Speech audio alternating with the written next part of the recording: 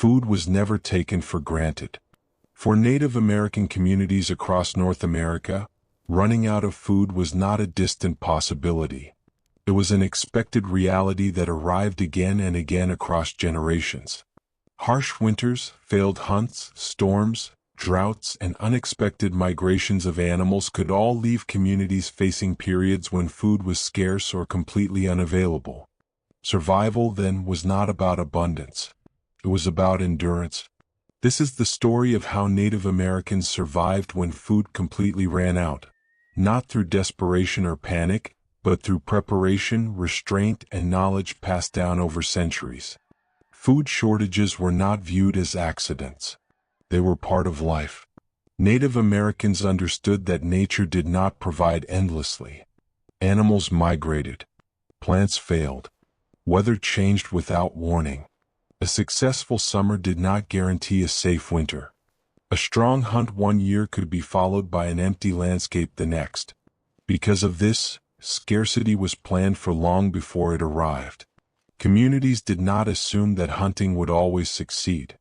Snowstorms erased tracks. Extreme cold reduced movement. Animals conserved energy and disappeared. Even skilled hunters could fail repeatedly during winter.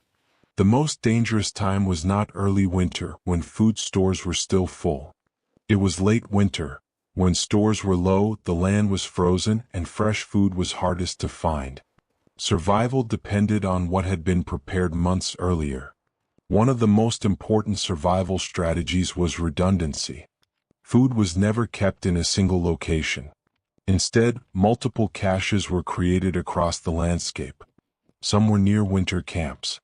Others were hidden far away, sometimes days of travel from where people lived. These caches were not accidental. They were intentional safeguards against disaster. If one cache spoiled, others might survive. If animals found one, others remained hidden.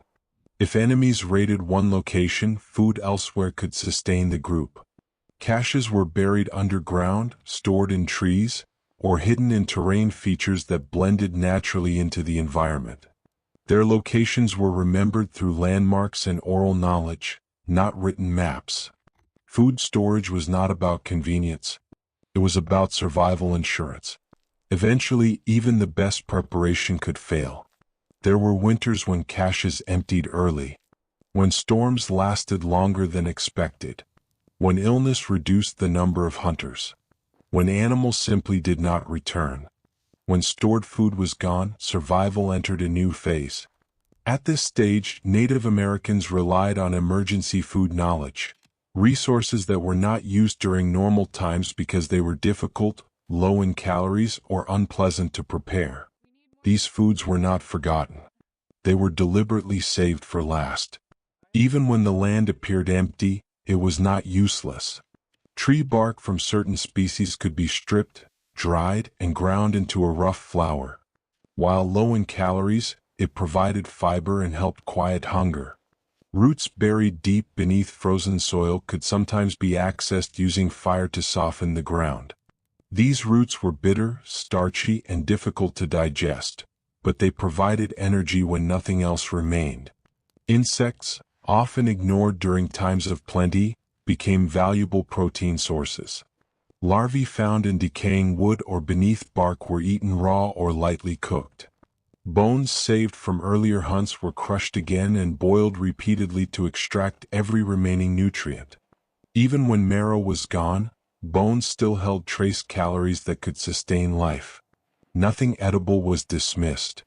When food was gone, survival depended as much on reducing energy use as on finding calories. Movements slowed dramatically. Travel was minimized. Tasks were shared to prevent exhaustion. People remained close together to conserve body heat. Shelters were sealed tightly. Fire was used sparingly. Daylight hours were spent resting whenever possible. Hunger was managed, not fought. Eating small portions slowly helped the body adjust. Community meals ensured fairness and prevented panic. No one ate alone. No one hoarded food. Energy conservation became the primary survival strategy. Scarcity demanded cooperation. A single person could not survive alone without food, but a group could endure far longer by sharing responsibility. Elders guided decisions. Experienced hunters advised when movement was necessary and when staying put was safer. Stories were told not only for comfort, but to maintain morale and mental strength. Children were protected from the full burden of hunger whenever possible. Knowledge was passed quietly and steadily. Panic was more dangerous than hunger. Hunger affected more than the body. It weakened focus, patience, and hope. Native Americans understood this and prepared for it mentally. Storytelling, ritual, and routine helped maintain structure during long periods of scarcity. Even when food was gone, days followed a pattern.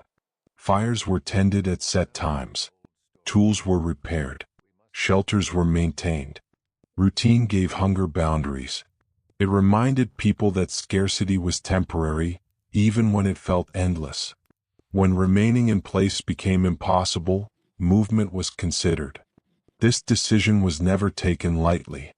Traveling while hungry was dangerous. Energy loss could be fatal. Groups moved only when there was strong reason to believe food existed elsewhere, based on animal signs, seasonal knowledge, or remembered locations. Movement was slow and careful. Supplies were carried efficiently. Weak members were supported. Migration during scarcity was an act of discipline, not desperation. Even with knowledge and preparation, loss occurred. Some winters were too harsh. Some droughts lasted too long. Some groups faced forces beyond their control. But survival was never random. Those who endured were not the strongest or fastest. They were the most disciplined. Much of this survival knowledge disappeared after contact with Europeans.